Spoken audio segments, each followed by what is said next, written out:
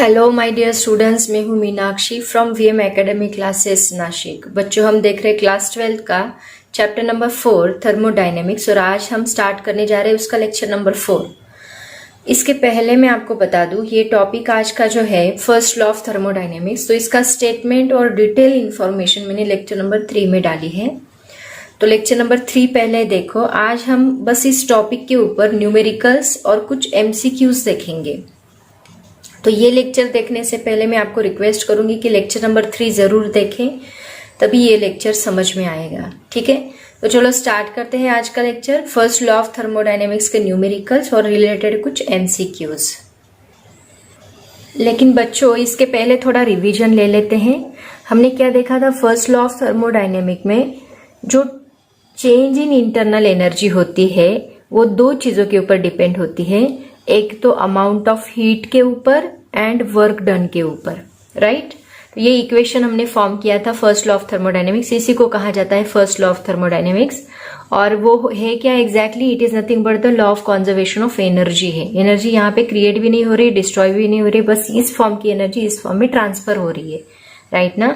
तो मॉलिक्यूल्स की जो इंटरनल एनर्जी होती है वो दो चीजों के ऊपर डिपेंड करती है। एक चेंज इन इंटरनल एनर्जी के ऊपर और दूसरा, सॉरी यहाँ पे माइनस है, और दूसरा मतलब ये जो एनर्जी है वो दो चीजों में डिस्ट्रीब्यूट होती है। जो अमाउंट ऑफ हीट हम लोग अप्लाई करते हैं, इसको मैं ऐसे भी लिख सकते हैं, delta Q is equal to delta U plus W. मतलब किसी सिस्टम को, सपोज ये सिस्टम को हमने हीट अप्लाई की, तो ये हीट कितनी जगह पे डिस्ट्रीब्यूट होगी? एक तो ये मॉलिक्यूल्स की इंटरनल एनर्जी इंक्रीज होने के लिए, और दूसरा अगर यहाँ पे आपने पिस्टन दिया है तो ये पिस्टन ऊपर नीचे करने के लिए, तो ये वर्क डन होगा। या फिर इसकी जो हीट है वो बाहर जाएगी, वो भी वर्क डन होगा। तो यहाँ पे दो चीजों के लिए वो हीट डिस्ट्रीब्यूट होती है। और उसी को हम लोग, अगर मुझे इस मॉलिक्यूल की इंटरनल एनर्जी, एक्चुअल में first law of thermodynamic internal energy बताता है, तो इसकी इंटरनल एनर्जी अगर निकालनी है तो हम कैसे निकालेंगे? जो अमाउंट ऑफ हीट अप्लाई हुई है वो, उसमें से कितना वर्क डन हुआ, बची हुई एनर्जी क्या रहेगी? इसकी इंटरनल एनर्जी रहेगी। ठीक है, और इंटरनल एनर्जी की भी हमने बात की थी। क्या होती है इंटरनल एनर्जी? मॉलिक्यूल्स के पास जितनी भी एनर्जीज है, कितनी एनर्जीज है? Kinetic energy translational, kinetic energy rotational, kinetic energy vibrational, plus potential energy electrons and nucleus के बीच में जो पोटेंशियल एनर्जी है वो, उसके बाद पोटेंशियल एनर्जी दो मॉलिक्यूल्स के बीच में है फोर्स ऑफ अट्रैक्शन की वजह से वो, जितनी बाइंडिंग एनर्जी, ऐसे जितनी भी मॉलिक्यूल्स की जितनी भी एनर्जीज है वो मॉलिक्यूल के अंदर, उन सभी एनर्जी को, all energies of the molecules, उनको हम क्या कहते हैं? That is called as internal energy. तो इसकी भी हमने बात की थी, राइट। और अगर ये जो गैस है वो अगर आइडियल गैस है तो हम लोग यहाँ पे बोलते हैं कि मॉलिक्यूल्स की जो इंटरनल एनर्जी होती है वो बस काइनेटिक एनर्जी होती है, वो भी ट्रांसलेशनल। मतलब सबसे ज्यादा मॉलिक्यूल्स की एनर्जी ट्रांसलेशनल काइनेटिक एनर्जी है, ऐसे बोला जाता है। क्योंकि देखो वो यहाँ पे अजम्पशंस क्या कहते हैं हमारे, दो मॉलिक्यूल्स के बीच में फोर्स ऑफ अट्रैक्शन है ही नहीं, ऐसा आइडियल गैस के अजम्पशंस है। तो इनके पास अगर फोर्स ऑफ अट्रैक्शन नहीं है तो यहाँ पे वो निग्लिजिबल है, ऐसे बोलते हैं। तो यहाँ पे बस काइनेटिक एनर्जी रहेगी। और काइनेटिक एनर्जी में सबसे ज्यादा कौन सी एनर्जी? क्योंकि ये मॉलिक्यूल यहाँ से जाता है, मीन फ्री पाथ हमने देखा ना, फिर यहाँ पे कोलाइड होके ऐसे जाएगा, फिर ऐसे जाएगा, मतलब स्ट्रेट पाथ में जाएगा। तो स्ट्रेट पाथ की एनर्जी को हम क्या बोलते हैं? Translational kinetic energy. अगर रोटेशन होगा तो रोटेशनल काइनेटिक एनर्जी। ओके, तो यहाँ पे ट्रांसलेशनल काइनेटिक एनर्जी ही होती है मॉलिक्यूल्स के पास, ऐसे बोला जाता है। ठीक है, ये भी एमसीक्यूज में पूछा जा सकता है, इसलिए मैंने आपको बताया। तो ये सभी थियोरेटिकल रिलेटेड एमसीक्यूज भी आज हम लोग देखेंगे। अभी हम लोग इसके न्यूमेरिकल्स देखते हैं। न्यूमेरिकल्स के लिए सबसे पहला फॉर्मूला ये हम लोग अप्लाई करेंगे। सभी फॉर्मूलेज बता देती हूँ जो जो हमने स्टडी किए फर्स्ट लेक्चर में। उसके बाद और एक फॉर्मूला है, डेल्टा यू की जगह पे हम लोग ml पुट कर सकते हैं, लैटेंट हीट इनटू मास। और वर्क डन की जगह पे हमने क्या लिया था? pdv। pdv का मतलब क्या होता है? Work done is equal to होता है pdv, that is equal to p pressure and change in volume, मतलब V final minus V initial. ये फॉर्मूला हमने डिराइव किया है वर्क डन का, आप लोग देख सकते हैं। तो ये सभी फॉर्मूलेस का यूज हम लोग करने वाले हैं। ये एक फॉर्मूला डेल्टा यू, यहाँ पे मॉड रहेगा, यहाँ पे मॉड रहेगा, उसके बाद delta U is equal to ml into PDV, W की जगह पे पीडीवी डाल सकते हैं। पीडीवी का मतलब होता है V final minus V initial, volume of final gas to the volume of initial gas minus. Okay, तो ये सभी फॉर्मूलेज हम लोग अप्लाई करेंगे। तो सबसे पहला न्यूमेरिकल देखो बच्चों, आपके बुक में सॉल्व न्यूमेरिकल है, सभी लेने वाली हूं मैं, एक्सरसाइज के सॉल्व और उससे रिलेटेड और कुछ एक्स्ट्रा न्यूमेरिकल्स भी लूंगी, कॉम्पिटिटिव एग्जाम्स में पूछे गए भी लेंगे हम लोग। A gas enclosed in a cylinder is expanded to double its initial volume, bracket में दिया है VI is equal to 0.5 units. मतलब यहाँ पे गैस एक्सपांड हुआ है तो इनिशियल वॉल्यूम उन्होंने कितना दिया है 0.5 units at a constant pressure of 1 atmosphere. 1 atmosphere मतलब प्रेशर कितना दिया है 1 atm। 1 atm की वैल्यू क्या होती है आपको पता है, इसके पहले के टॉपिक में, इसके पहले के चैप्टर में हमने देखी है 1.01 into 10⁵ pascal. How much work is done in this process, W पूछा है। Is this work done on the gas और बाय द गैस, मैंने आपको बोला है पॉजिटिव निगेटिव, आपको याद होगा। How do you know this, ये आपको कैसे पता चलेगा, ऐसे उन्होंने क्वेश्चन किया है। ठीक है, चलो स्टार्ट करते हैं न्यूमेरिकल। सबसे पहले क्या क्या दिया है गिवन वो हम लोग लिख लेंगे, उसके बाद हम लोग कैलकुलेशन करेंगे। देखो बच्चों, गिवन लिखने से पहले मैं आपको एक बात क्लियर करना चाहती हूं। अगर work done on the gas ऐसे बोला है, ऑन द गैस ऐसे बोला है, तो ये हम लोग लेंगे negative, and work done by the gas बोला है तो हम लेंगे पॉजिटिव। ये बात आप लोग याद रखो। Work done on the gas बोला है तो हम लेंगे निगेटिव, और work done by the gas बोला है तो हम लेंगे पॉजिटिव। तो यहाँ पे अगर हमें पॉजिटिव आंसर मिला तो उन्होंने वही पूछा है कि is this work done on the gas और बाय द गैस। अगर वर्क डन हमें पॉजिटिव मिला तो हम बोलेंगे work done by the gas, अगर ये वर्क डन निगेटिव मिला तो हम लोग बोलेंगे ऑन द गैस। ठीक है, तो ये दोनों चीजें आपको याद रखनी है, it is very very important. तो पहले हम लोग गिवन लिख लेते हैं। सबसे पहले दिया है प्रेशर, प्रेशर कितना दिया है उन्होंने 1 एटमॉस्फेयर। 1 एटमॉस्फेयर की वैल्यू मैंने ऑलरेडी आपको बताई 1.013 इंटू 10⁵ पास्कल, ये हम लोग पुट करेंगे। और उन्होंने क्या बताया देखो, a gas enclosed in a cylinder is expanded to double its initial volume. मतलब चेंज इन वॉल्यूम हम लोग निकाल लेते हैं। Change in volume is equal to होता है VF माइनस VI, और उन्होंने क्या बोला है expanded double two it's initial volume, मतलब ये कितना होगा 2VI। जो फाइनल वॉल्यूम है डबल एक्सपांड हुआ इनिशियल वॉल्यूम से, तो 2VI माइनस VI, तो ये हमें कितना मिलेगा 2 - 1 that is nothing but the VI। Okay, और VI की वैल्यू कितनी दी है उन्होंने 0.5 यूनिट। तो V चेंज इन वॉल्यूम हम लोग क्या लेंगे 0.5 यूनिट। डेल्टा V बोल सकते हैं या फिर DV भी बोल सकते हैं इसको हम लोग।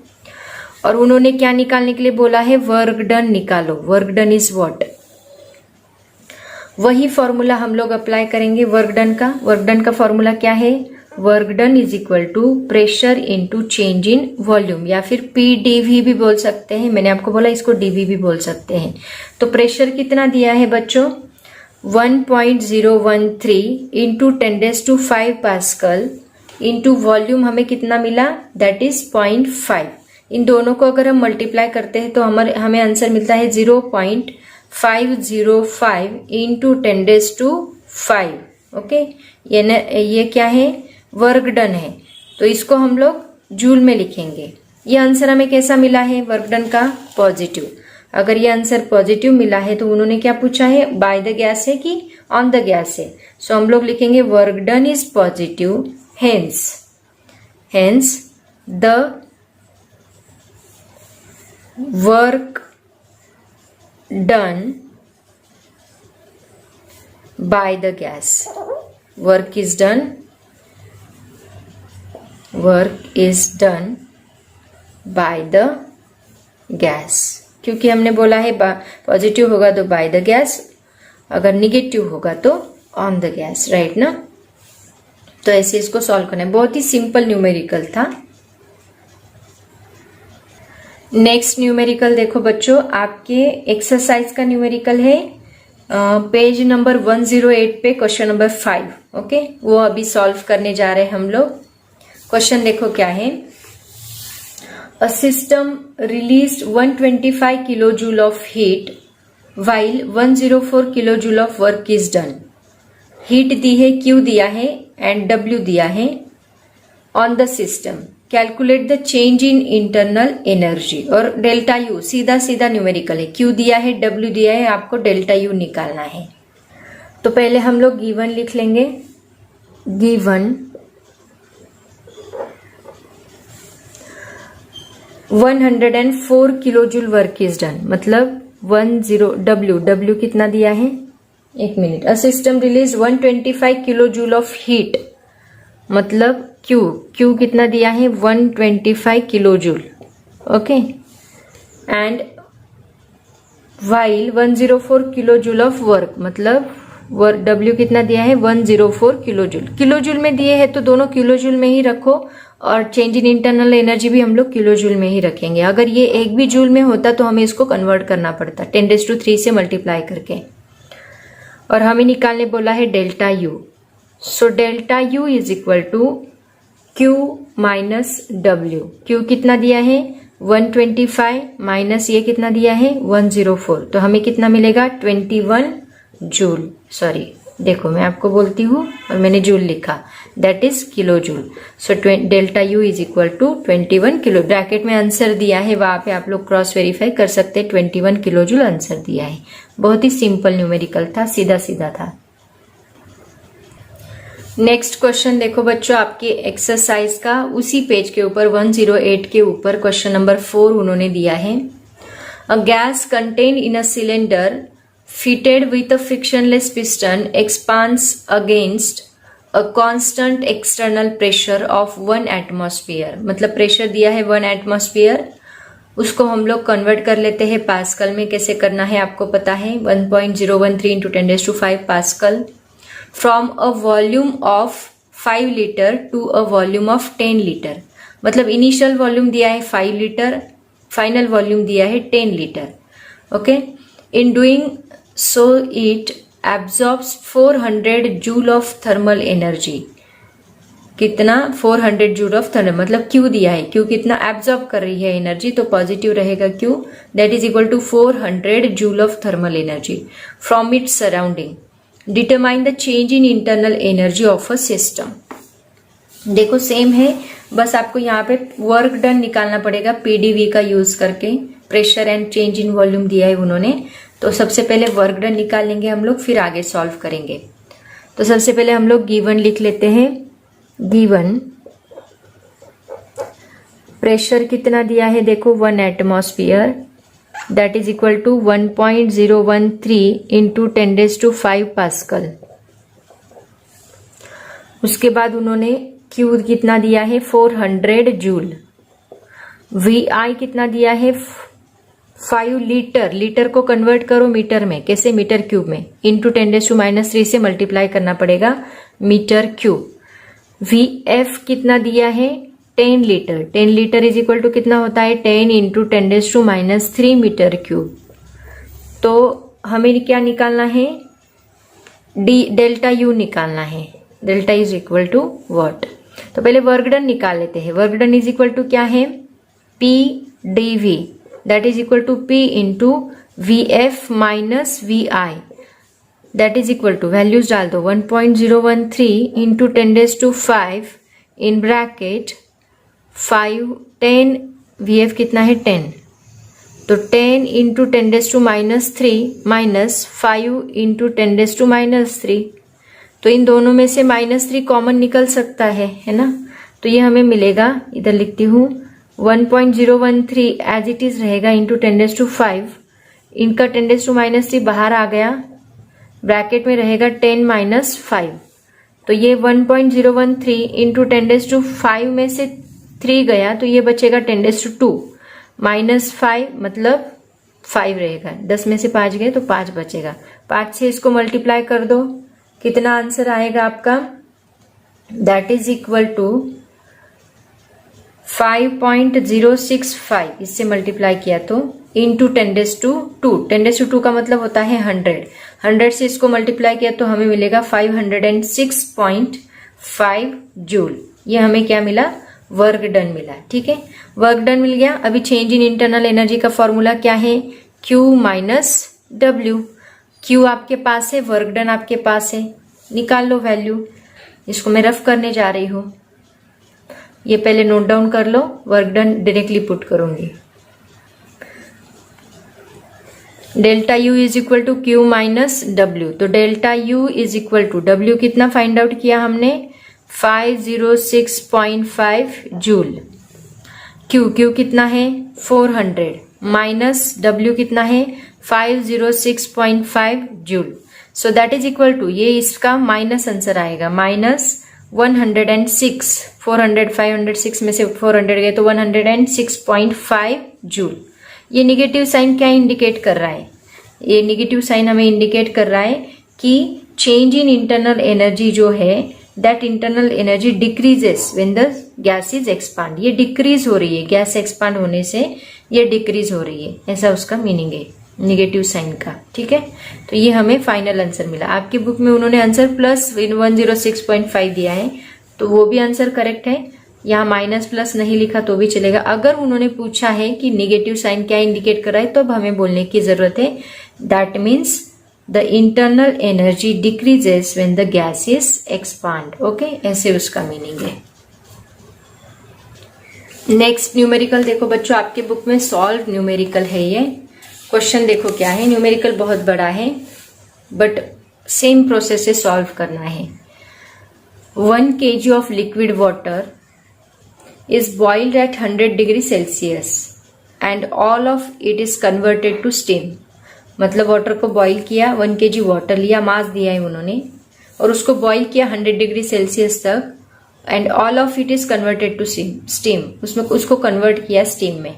If the change of state takes place at the atmospheric pressure 1.01 into 10⁵ pascal. मतलब प्रेशर कितना दिया है 1 एटमॉस्फेयर। कैलकुलेट, सबसे पहले उन्हें कैलकुलेट करने के लिए बोला है the energy transfer to the system, मतलब क्यू निकालना है आपको यहाँ पे।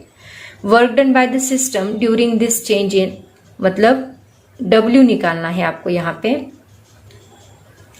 उसके बाद the change in the internal energy of the system given क्या क्या दिया है, चेंज इन इंटरनल मतलब डेल्टा यू निकालना है, डब्ल्यू निकालना है, क्यू निकालना है। लेकिन डब्ल्यू निकालने के लिए हमें वॉल्यूम चाहिए होगा, तो उन्होंने गिवन दिया है the volume of water changes from 1.0 into 10⁻³ metre cube.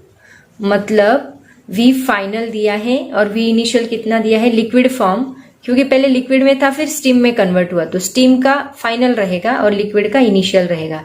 तो इनिशियल कितना है 1.671।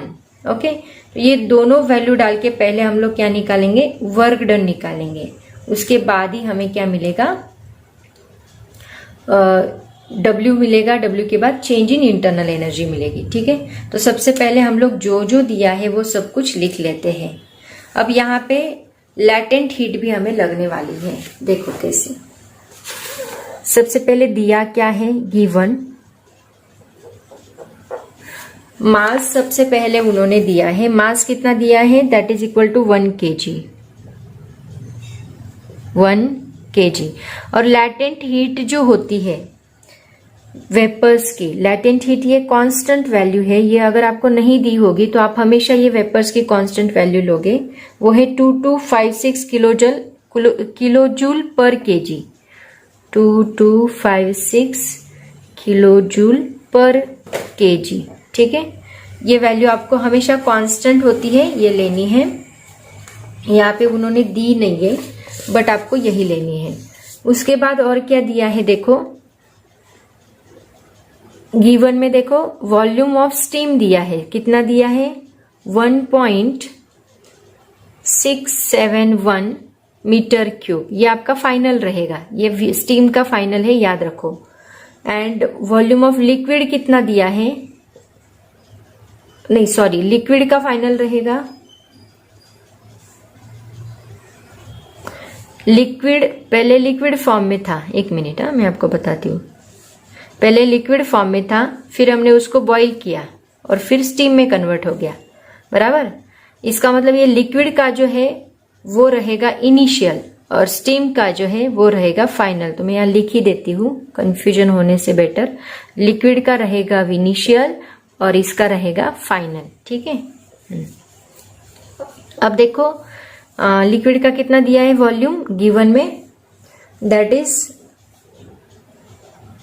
1.0 इंटू 10⁻³ मीटर क्यूब दिया है ना। उन्होंने ऐसे बोला है, देखो volume of water changes from 1.0 into 10⁻³ in liquid form to 1.67 metre cube into steam. मतलब ये स्टीम का रहेगा, ये लिक्विड का रहेगा, ठीक है। अब हम चेंज इन वॉल्यूम निकाल सकते हैं। dV इज इक्वल टू क्या आएगा फिर, VF minus VI, VF minus VI। VF कितना है यहाँ पे, दैट इज 1.671 माइनस 1.0 इंटू 10⁻³ इस -3 को हम लोग मल्टीप्लाई कर सकते हैं, है ना। कैसे मल्टीप्लाई करोगे, देखो ये 10⁻³ है ना, 3 डिजिट इधर आओ, 3 डिजिट लेफ्ट में आओगे आप लोग, ठीक है। मतलब ये हमें क्या मिलेगा 1.671, क्योंकि सब्ट्रैक्शन करते आने चाहिए ना। तो 3 डिजिट आप आगे आओगे तो 1 के आगे कितने, 1 के आगे 2 0 लगाने पड़ेंगे तो 3 डिजिट होंगे। तो आपका आंसर आएगा 0.001। ऐसे हम लोग इसको सॉल्व करेंगे। दोनों का सब्ट्रैक्शन करो, क्या आएगा 1.670, 1 माइनस 1 0, बाकी सब 0 है। मतलब ये क्या आएगा 1.670 मीटर क्यूब। ये हमें क्या मिला, चेंज इन वॉल्यूम मिला, बहुत ही कम चेंज हुआ है। उसके बाद लैटेंट हीट ऑफ वेपर तो हमें पता ही है। अब हमें क्या निकालना है, एक्चुअल कैलकुलेशन। सबसे पहले उन्होंने क्या बोला है, energy absorbed by the system, मतलब Q is equal to formula हमें रहेगा ml, ओके। m आपके पास है, कितना है m, 1 kg and latent heat कितना है 2256। मतलब ये आंसर चेंज नहीं होगा, 2256 ही रहेगा, 2256 किलो जूल, 2256 किलो जूल। ये आपको क्या मिला Q। दूसरा उन्होंने क्या पूछा है, W पूछा है। W का फॉर्मूला क्या होता है, PdV। P प्रेशर कितना दिया है 1 एटमॉस्फेयर। 1 एटमॉस्फेयर की वैल्यू होती है 1.013 into 10⁵ pascal into change in volume निकाला 1.670। दोनों को मल्टीप्लाई कर दो, कितना आएगा, दैट इज 1.687। मल्टीप्लीकेशन करके देखो 10⁵, ओके। तो ये हम लोग लिख सकते हैं, अगर हमने इसको किलो जूल में कन्वर्ट किया तो कितना आएगा, ये भी किलो जूल में है तो इसको भी किलो जूल में कन्वर्ट कर लो। तो इसमें से 10⁻³ यहाँ पे मल्टीप्लाई होगा, राइट ना। तो ये कितना आएगा 168.7, 10⁻², एक मिनट मैं आपको करके ही बताती हूँ, आपका कंफ्यूजन हो सकता है। तो 1.687 इसको मैंने ऐसे कन्वर्ट कर लिया, 10⁻² इंटू 10⁻³ के फॉर्म में हमने इसको कन्वर्ट कर लिया, ठीक है। तो यहाँ पे 10⁻³ का मतलब होता है किलो जूल, तो इसको हम किलो में लिख लेंगे क्योंकि हमें ये किलो जूल में दिया है, तो इसको हम किलो में लिख लेंगे। 10⁻² से हम लोग इसको मल्टीप्लाई करेंगे। मल्टीप्लाई करने के बाद 100 से 1.68 को मल्टीप्लाई किया तो कितना आएगा, 2 डिजिट आगे जाएगा। मतलब आंसर क्या आएगा 168.7 किलो जूल, क्योंकि इसको 10⁻³ को मैंने किलो लिखा और जूल लिखा, ये मिला हमें W। ऐसे क्यों किया, क्योंकि Q किलो जूल में है तो इसको भी हम किलो जूल में लिखेंगे। तो इंटरनल एनर्जी भी हमें किस में मिलेगी, किलो जूल में मिलेगी। ये बहुत इंपॉर्टेंट बात है। हाँ, एक अगर आप जूल में डालते हो दूसरा किलो जूल में, आपका पूरा आंसर गलत होगा और आपको कुछ भी मार्क्स नहीं मिलेंगे। अब देख लो, दोनों भी ऐसा यूनिट, सेम यूनिट में होने चाहिए, that is very important here, okay. अभी हमें Q मिल गया, W मिल गया। थर्ड उन्होंने क्या निकालने बोला है, ΔU निकालने बोला है। बस सिंपल है, ΔU में क्या, ये दोनों का सब्ट्रैक्शन ले लो, मिल गया ΔU। इधर लिखती हूं, तो ΔU इज इक्वल टू क्या है, Q माइनस W। Q कितना दिया है 2256 माइनस W कितना दिया है 169, ले लेते हैं इसको राउंड ऑफ करके, ठीक है। दोनों का सब्ट्रैक्शन करो, कितना आएगा, that is equal to 2087 kilo joule. ये आपको क्या मिला? Change in internal energy. यही 3 बातें उन्होंने पूछी थी। Energy absorb first, second work done, third change in internal energy. आया समझ में सबको? ऐसे हम लोग इसको सॉल्व करेंगे। एग्जाम्पल इजी था, तो इसी के ऊपर देखो बच्चों, नीट यूजी में 2018 में एक क्वेश्चन पूछा गया था। क्वेश्चन देखो क्या था। A sample of 0.1 gram of water at 100 degree Celsius and normal pressure 1.013 into 10⁵ newton पर metre square requires 54 calorie of heat energy to convert to steam at 100 degree Celsius. Q दिया है, P दिया है। Temperature की वैसे जरूरत नहीं है, मास की भी वैसे जरूरत नहीं, क्योंकि उन्होंने डेल्टा Q ऑलरेडी दे के रखा है। अगर इनकेस डेल्टा Q नहीं होता तो ml यूज करके हम लोग Q निकालते, बट उन्होंने Q भी दिया है। If the volume of the steam produced is 167.1 cc cubic meter, okay, the change in internal energy of the sample is, उन्होंने डेल्टा U आपको पूछा है। तो सबसे पहले क्या क्या दिया है वो हम लोग लिख लेते हैं, गिवन। और नीचे ऑप्शंस दिए देखो, ऑप्शन ए दिया है 104.3 जूल, बी दिया है 208.7 जूल, सी दिया है 42.2 जूल, डी दिया है 84.5 जूल। तो पहले गिवन लिख लेते हैं। गिवन प्रेशर कितना दिया है? P is equal to 1.013 into 10⁵ newton पर मीटर स्क्वायर, मतलब पास्कल होता है। उसके बाद डेल्टा Q उन्होंने कितना दिया है? चेंज इन हीट एनर्जी 54 कैलोरी, कैलोरी में दी है, इसको कन्वर्ट करो किसमें? 54 इंटू 4.18 से हमें मल्टीप्लाई करना पड़ेगा जूल में कन्वर्ट करने के लिए, राइट। उसके बाद क्या दिया है? V ऑफ स्टीम दिया है, वॉल्यूम ऑफ स्टीम कितना दिया है? 167.1 cc, क्यूबिक मीटर होता है मतलब सेंटीमीटर क्यूब। तो ये सेंटीमीटर क्यूब को कन्वर्ट करने के लिए, मतलब देखो कितना, 167.1 इंटू 10⁻², उसका क्यूब, सेंटीमीटर क्यूब ना, मतलब ये सेंटी की वैल्यू होती है -2 उसका क्यूब। तो ये कितना आएगा? That is equal to 167.1 into 10⁻6 metre cube आएगा। ठीक है, ऐसे पहले कन्वर्जन कर लो, it is very important because. और हमें क्या पूछा है अब यहाँ पे? Velocity of volume of steam तो दिया है, वॉल्यूम ऑफ वाटर हमें निकालना पड़ेगा। वॉल्यूम ऑफ वाटर क्या है? Mass upon density, mass divide by density. हाँ, डेंसिटी, मास तो उन्होंने दिया है, कितना दिया है मास? 1 ग्राम, ग्राम का कन्वर्जन किलोग्राम में क्या आएगा? 1 इंटू 10⁻³ किलोग्राम, किलोग्राम का +3 होता है, ग्राम का किलोग्राम में -3 आएगा। और डेंसिटी तो वाटर की होती है 10⁻3। तो ये कितना आएगा ऊपर जाके? ये 10⁻3 जो है ऊपर जाके 10⁻³ बनेगा, मतलब ये क्या बनेगा? 1 इंटू 10⁻, ये 1 नहीं 0.1 दिया है, राइट ना। 0.1 इंटू 10⁻6 बनेगा। ये -3 ऊपर गया तो -3 -6, तो इसको हम लिख सकते हैं, इसको 1 10⁻1 लिख सकते हैं। एक डिजिट शिफ्ट किया तो ये -7 बनेगा। ठीक है, मीटर क्यूब। समझ में आया सबको? देखो, वॉल्यूम ऑफ वाटर हमें मिला 10⁻7, वॉल्यूम ऑफ स्टीम हमें मिला 167.10⁻6। वैसे देखा जाए तो इसको -7 में कन्वर्ट करने की जरूरत नहीं है, क्योंकि देखो यहाँ पे ये भी -6 में है और दोनों की सब्ट्रैक्शन लेनी है आपको, तो इट्स बेटर कि हम लोग इसको -6 में ही रखें। ठीक है, तो यहाँ पे फाइनल कौन सा होगा बोलो मुझे? पहले वाटर था फिर स्टीम हुआ, मतलब ये क्या होगा आपका? इनिशियल होगा, और ये क्या होगा? फाइनल। ठीक है, ये बात बहुत इंपॉर्टेंट है यहाँ पे, क्योंकि आपको VF माइनस VI लेना है इसलिए। तो निकालो चेंज इन इंटरनल एनर्जी, आ जाएगी अभी, सभी वैल्यूज आपके पास है। Delta U is equal to क्या होता है? Q minus W, so that is equal to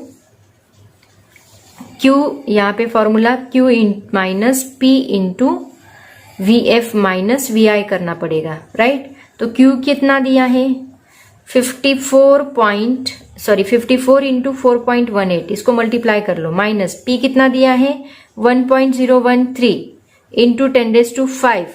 VF कितना है आपके पास, VF है आपके पास ये वाला, नहीं ये वाला 167.1 इंटू 10⁻⁻6 माइनस 0.1 इंटू 10⁻⁻6, दोनों का -6 बाहर निकाल लो। इन दोनों का मल्टीप्लीकेशन किया, कितना आया, दैट इज 225.72। क्रॉस वेरीफाई करके देखो, 225.72 माइनस ये 1.013 एज इट इज रहेगा इंटू 10⁵, ये 10⁻⁻6 बाहर आया, तो अंदर क्या रहेगा देखो 167.1 माइनस 0.1 किया तो ये बस 167 ही बचेगा, इसमें से -0.1 गया तो इन दोनों को मल्टीप्लाई करो, कितना आता है 225.72 माइनस इन दोनों का मल्टीप्लीकेशन आएगा 169.2, राइट। अब यहाँ पे 10⁵ माइनस 6 कितना है 10⁻⁻1 -1 बचेगा। 10⁻⁻1 का मतलब होता है 0.1, 10⁻⁻1 का मतलब क्या होता है 0.1।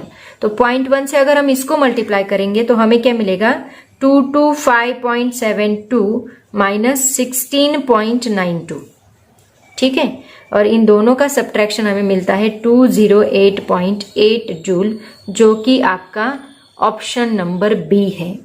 समझ में आया। कैलकुलेशन बहुत इंपॉर्टेंट चीज है, यहाँ पे आपको कैलकुलेशन बहुत फास्ट करना पड़ेगा, तभी आपको एग्जाम्पल सॉल्व करते हैं। अभी सीधा सीधा था, कुछ भी इतना डिफिकल्ट नहीं है, सीधा मल्टीप्लीकेशन है, ठीक है। लॉग टेबल की जरूरत भी नहीं है यहाँ पे, बस ये कंफ्यूजन नहीं होना चाहिए आपका पावर का, ये सीख लो, ये बहुत इंपॉर्टेंट है। 0.1 10⁻⁻1 का मतलब क्या होता है, +1 का मतलब क्या होता है, ये बातें आपको समझ में आनी चाहिए। 0.1 से मल्टीप्लाई करने के बाद पॉइंट कहाँ शिफ्ट होगा, that is very important here, okay. तो ऐसे इसको सॉल्व करना है।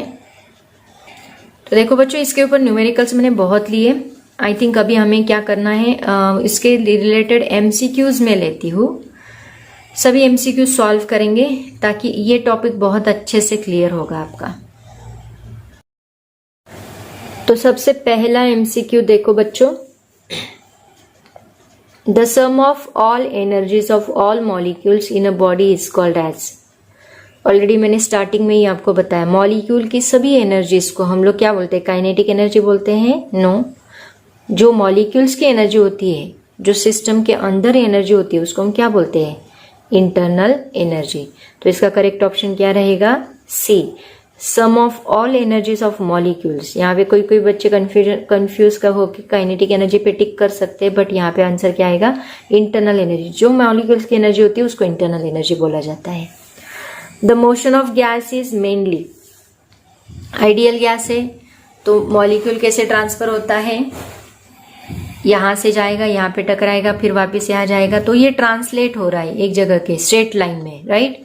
मतलब मेनली उसकी एनर्जी कौन सी होती है, सर्कुलर नहीं होती, वर्लफुल नहीं होती, रोटेशनल नहीं होती, ट्रांसलेशनल होती है, ओके। मेनली उसके पास कौन सी एनर्जी होती है, ट्रांसलेशनल एनर्जी।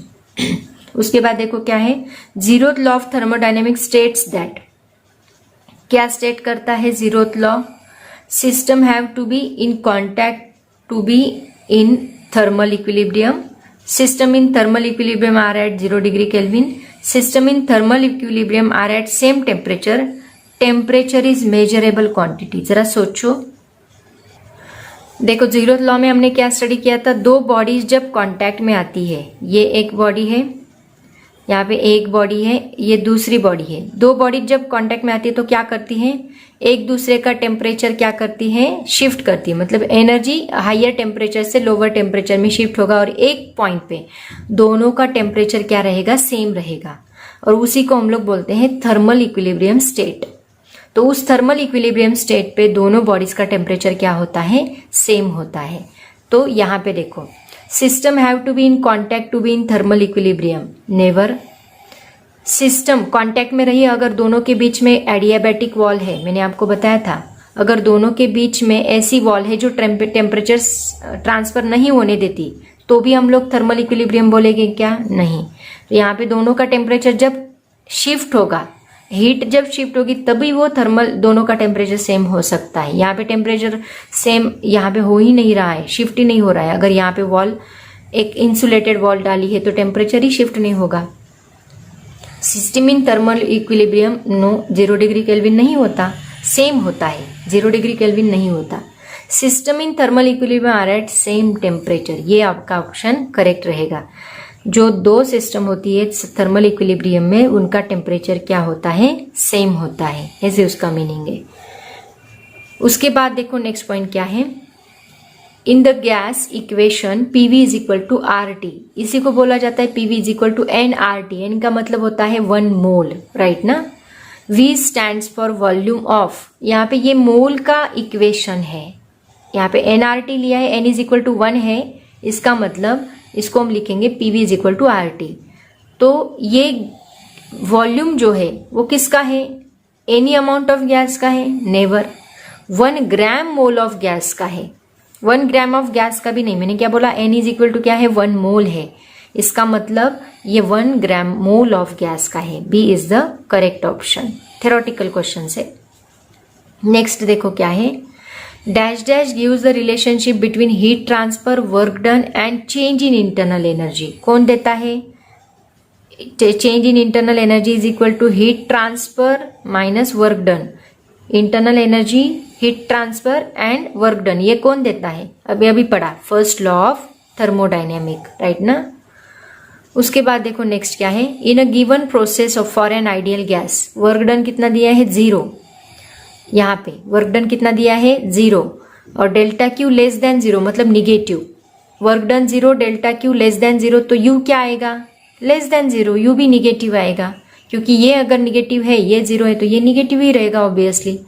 और ये निगेटिव है, इसका मतलब क्या, अभी अभी मैंने बोला निगेटिव का मतलब क्या होता है, निगेटिव का मतलब होता है द टेम्परेचर विल डिक्रीज, क्योंकि इंटरनल एनर्जी डिक्रीज हो रही है, इसका मतलब उसका टेम्परेचर क्या हो रहा है, धीरे धीरे धीरे धीरे डिक्रीज हो रहा है। तो यहाँ पे टेम्परेचर डिक्रीज का ऑप्शन ए है, तो यहाँ पे हम लोग ए पे टिक करेंगे। समझ में आया। उसके बाद देखो नेक्स्ट पॉइंट क्या है, which of the following is an example of the first law of thermodynamic. First law of thermodynamic है क्या, delta U is equal to Q minus W. तो delta U is nothing but the kinetic energy, Q is a heat energy, W को work done को potential energy भी बोला जाता है, ठीक है। तो specific heat of an object explains how easily it changes temperature, no. While melting an ice cube remains at the same temperature, no. Same temperature की बात की ही नहीं है, टेम्परेचर यहाँ पे चेंज हो रहा है क्योंकि इंटरनल एनर्जी चेंज हो रही है, तो ये एग्जाम्पल भी नहीं आएगा। नेक्स्ट देखो क्या है, थर्ड पॉइंट उन्होंने बोला है when a refrigerator is unplugged everything inside of it returns to room temperature after some time, no. यहाँ पे सिर्फ क्या हो रहा है, हीट बाहर जा रही है, एक्सपांड हो रही है। After falling down the hill a ball is kinetic energy plus heat energy. देखो ball kinetic energy plus heat energy, मतलब डेल्टा काइनेटिक एनर्जी क्या बोला मैंने, delta U, plus heat energy क्या है, Q, is equals the initial potential energy. Potential energy का मतलब ही होता है वर्क डन, तो ये क्या आएगा, W is equal to delta U plus Q. ये किसका फॉर्मूला है, this is the formula first law of thermodynamic, मतलब ये जो इक्वेशन है that is the correct equation. देखो यहाँ पे ये बातें मैं बताती हूँ ना, वो याद रखते जाओ। मैंने बोला चेंज इन इंटरनल एनर्जी क्या है, काइनेटिक एनर्जी है, एग्जैक्टली क्योंकि इंटरनल एनर्जी अगर आइडियल गैस है, अगर हमने बोला तो आइडियल गैस में काइनेटिक एनर्जी ही होती है internal energy. W work done का दूसरा नाम पोटेंशियल एनर्जी का दूसरा नाम वर्क डन है, राइट ना। पोटेंशियल एनर्जी क्या होती है, mgh, और वर्क डन क्या होता है, फोर्स इंटू डिस्प्लेसमेंट। तो mg मतलब फोर्स, h मतलब डिस्प्लेसमेंट, ऐसे उसका मीनिंग है। उसके बाद है first law of thermodynamic is an extension of the law of conservation of energy to system which are.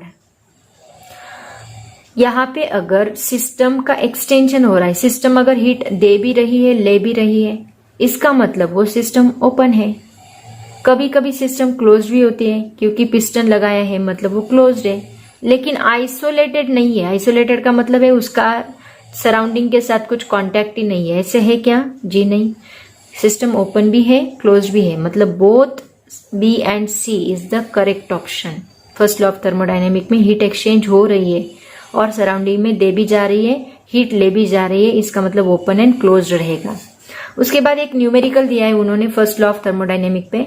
In a thermodynamic process the pressure of a fixed mass of a gas is change in such manner that the gas released Q दिया है 20 joule and work done दिया है 8 joule is done on the gas. If the initial energy of the gas was 30 joule, then the final internal energy will be, देखो यहाँ पे पहले हम लोग इनिशियल 20 जूल और 8 जूल से हम लोग डेल्टा यू निकालेंगे और फिर डेल्टा यू का यूज करके हम लोग क्या निकालेंगे, इनिशियल एनर्जी दी है मतलब यू आई दिया है, यू एफ निकालेंगे। कैसे निकालेंगे देखो, ये याद रखो values 20 joule 8 joule, Q 20 joule, W 8 joule and you I 30 joule. देखो यहाँ पे क्यू क्या बोला है उन्होंने, हीट क्या हो रही है, रिलीज हो रही है। रिलीज का मतलब होता है -20 joule and work is done on the gas. On the gas मतलब -8, बाय द गैस होता तो +8 लेते हम लोग। यहाँ पे आपको साइन कंसिडर करना है क्योंकि आगे जाके उसको आंसर नहीं आएगा अगर आप साइन कंसीडर नहीं करोगे तो यहाँ पे डेल्टा यू क्या मिलेगा हमें, Q माइनस डब्ल्यू। तो Q की वैल्यू क्या है, -20 minus 8 that is equal to -20 + 8 कितना होगा, -12 जूल। आपको डेल्टा यू दिया और यू आई भी उन्होंने दिया है 30 जूल। तो यू आई का यूज करके यू एफ निकालना है। तो delta U is equal to क्या आएगा, U F minus U I, right. तो यहाँ पे हमें यू आई पता है, यू एफ निकालना है। तो U F is equal to क्या आएगा, डेल्टा यू, ये माइनस उस साइड जाके प्लस यू आई बनेगा। वैल्यू डाल दो, डेल्टा यू कितना है -12 प्लस डेल्टा यू आई कितना है, यू आई कितना है 30। तो 12 माइनस 30, ये -12 प्लस 30 कितना होगा 28 जूल। देखते हैं ऑप्शन नंबर क्या है, ये -12 है ना, -12 plus 30,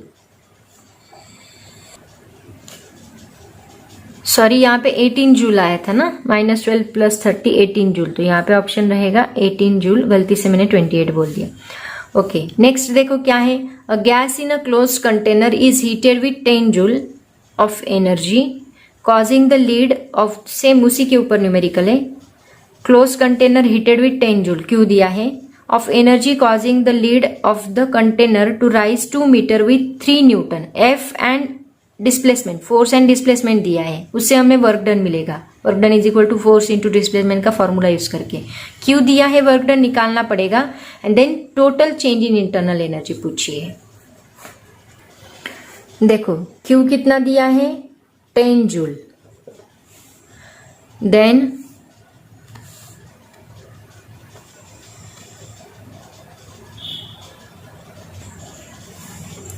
W is equal to force into displacement, force into displacement, force कितना दिया है उन्होंने 2 newton into displacement, force 3 newton दिया है, डिस्प्लेसमेंट 2 मीटर दिया है, 3 न्यूटन 2 मीटर। ठीक से दिख नहीं रहा, ब्लर दिख रहा है ना। देखो 3 into 2 that is equal to 6 joule आएगा वर्क डन।